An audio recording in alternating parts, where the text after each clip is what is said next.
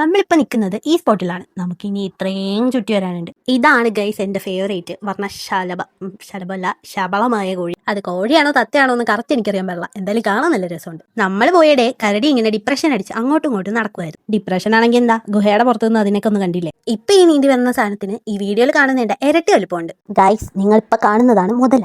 ഇനി മുതലേനെ കണ്ടിട്ടില്ല എന്നൊന്നും എന്റെ വീഡിയോ കാണാൻ ആരും പറയാൻ പാടില്ല. ഈ സാധനത്തിനൊക്കെ വീഡിയോയിൽ കാണുന്നതിന്റെ ഇരട്ടി വലുപ്പമുണ്ട്. അതായത് ഒരാൾക്ക് എങ്ങനെ പോയാലും ഒരു 2 ദിവസം ഇല്ല, അങ്ങനെ ചിന്തിക്കാനേ പാടില്ല. അതെ ഗൈസ്, നമ്മൾ ഇതിനെ പ്രൊട്ടക്ട് ചെയ്യണം. ഗൈസ് എന്നും കിടന്നുറങ്ങുന്നവരായിരുന്നു നീറ്റിരിക്കും. എന്നാലും എന്തായിരിക്കും ഇന്നവനെ ഉറങ്ങണ്ടാത്ത? അല്ല, ഇത് അങ്ങനെ എങ്ങനെയൊന്നും കാണാൻ കിട്ടുന്ന കാഴ്ചയൊന്നും അല്ല. ഇനിയാണ് അടുത്ത എന്റെ ഫേവറേറ്റ് ആയിട്ടുള്ള ഹിപ്പോനെ കാണാൻ പോകുന്നത്. നോർമലി ഞാൻ പോകുന്ന ഡേയ്സ് ഒക്കെ ഒരെണ്ണമെങ്കിലും പുറത്തുണ്ടാവുന്നതാണ്. പക്ഷെ ഇന്നെല്ലാം വെള്ളത്തിലായിരുന്നു. ഈ എന്റെ കൊമ്പ് കാണാൻ നല്ല രസമല്ലേ, നല്ല വളഞ്ഞു പൊളഞ്ഞ നല്ല കൊമ്പ്. അങ്ങനെ എന്റെ ഊഹങ്ങളൊന്നും തെറ്റിയിട്ടില്ല. ഇന്നും അവന്മാർ ഉറക്കമാണ്. ഇനി നമുക്ക് തത്തേനൊക്കെ കാണാൻ പോവാം.